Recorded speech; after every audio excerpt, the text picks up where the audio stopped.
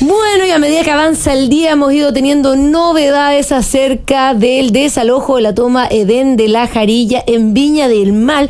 Y para conversar un poco más del tema estamos junto a Julio Nazar, urbanista y docente de la Facultad de Arquitectura y Arte de la Universidad del Desarrollo. Julio, ¿cómo estás? Bienvenido a Llegó la Hora. Hola, ¿cómo estás, Mara? ¿Me escuchas bien? Te escucho perfecto, sí. Oye, un poco, partamos con este tema. La verdad es que este desalojo se ha tomado la información del día, donde, claro, se corrió un poco las fechas por el Festival de Viña, se dice por ahí, empezamos a ver a partir hoy día cerca de las 10 de la mañana cómo empezaba el desalojo, se atrasó un poco, pero distintas imágenes se han ido manifestando durante el día. Son aproximadamente 87 las familias que están en este lugar. Un poco, ¿por qué no nos pones el contexto sobre esta toma y las implicancias que ha tenido para tanto sus dueños, la familia y el gobierno de tomar la decisión de hacer lo que la justicia finalmente dictamina? A ver, en particular lo que esta toma en Viña del Mar tiene, contextualicemos el tema de las tomas, parece un juego de palabras, pero no lo es.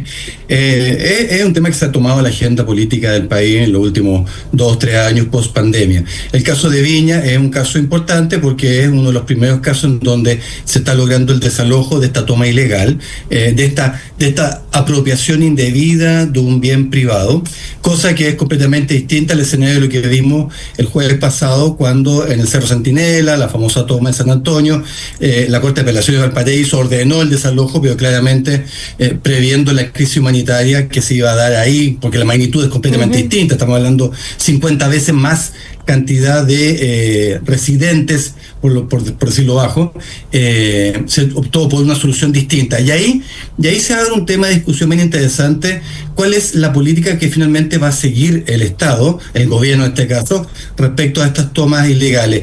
¿Va a haber un tratamiento distinto si la toma es pequeña a si la toma es de gran envergadura? Y en ese sentido, ¿es justo que en algunos se valide la informalidad y en otros se erradique? Mi opinión es que hay que erradicarlos a todos, pero evidentemente es un problema tremendamente complejo. En ese sentido, hay como harta información respecto a las alzas que ha habido de las tomas, sobre todo después del 2019, incluyendo pandemia, pero también ciertas motivaciones de ciertos grupos de interés que fomentan que la gente se tome ciertos terrenos, y diversas razones, pero ¿dónde está en el fondo la mala administración? Puede ser técnica política de este tema, porque Chile era un país que hasta al menos el 2010 estábamos bastante avanzados en terminar con las tomas y los campamentos en nuestro país.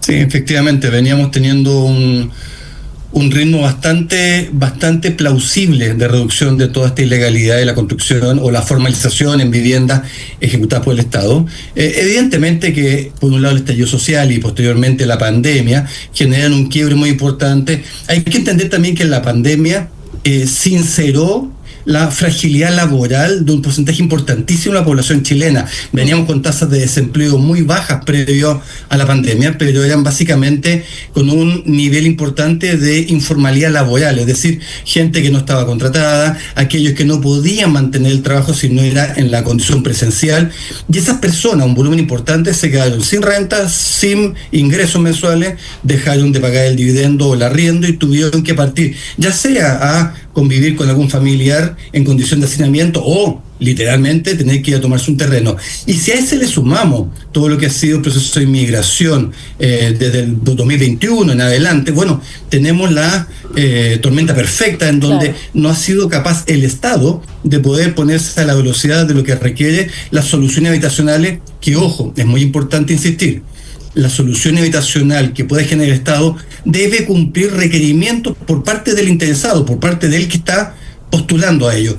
Y el caso de Centinela, el caso de San Antonio, y ahí me voy a detener un par de segundos más, si se llega a formalizar, o mejor dicho, se llega a entregar una solución específica para esas 4.000 y tantas familias, estamos generando ¿cómo decirlo?, un precedente bastante poco amable, poco fortuito, bastante negativo, que significaría de alguna manera que un volumen importante de la población chilena se salta las reglas por medio de la presión y adquiere una propiedad básicamente sin haber hecho ninguno de los trámites que un porcentaje alto de los chilenos están regularmente ahorrando y postulando a los distintos subsidios del Ministerio de Vivienda y Urbanismo.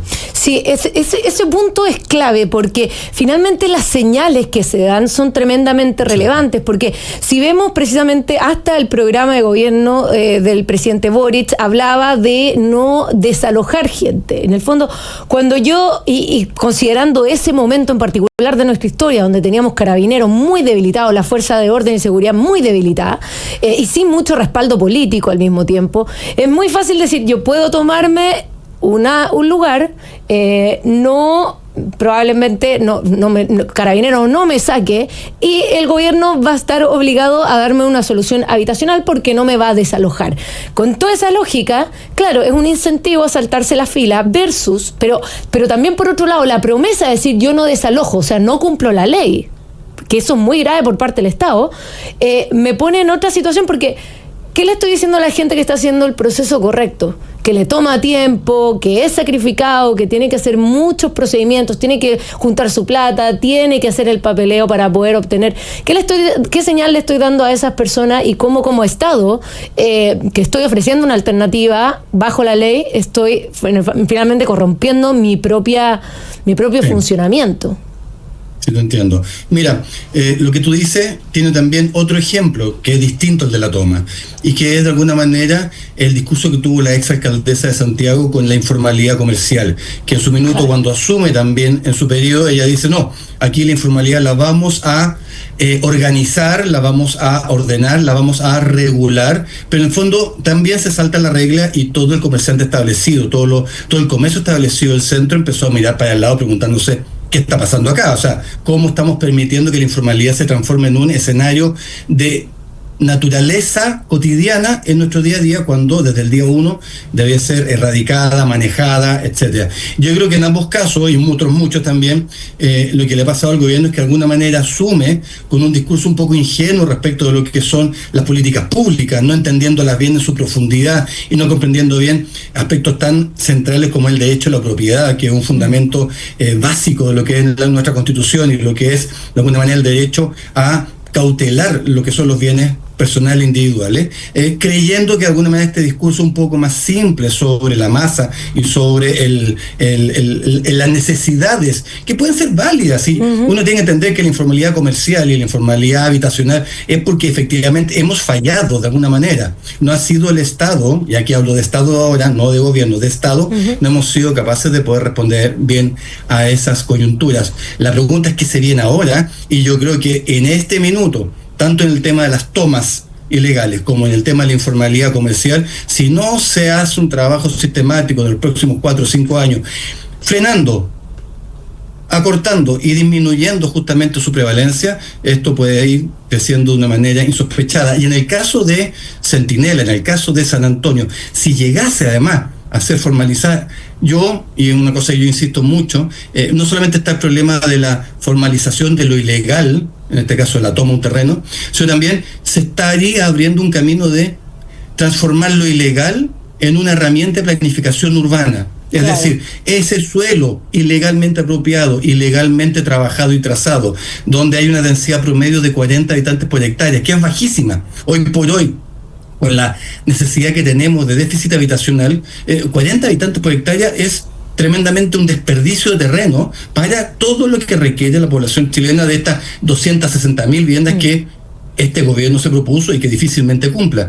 Y si lo permitimos, entonces estamos dando señales tremendamente contradictorias respecto al tema de cómo hacer ciudad justa y cómo hacer ciudad sustentable en el tiempo si se termina diciendo, ok, esta toma es parte del Plan Regulador de San Antonio. Claro. Bueno, estamos conversando junto a Julio Nazar, académico de la Facultad de Arquitectura y Arte de la Universidad del Desarrollo.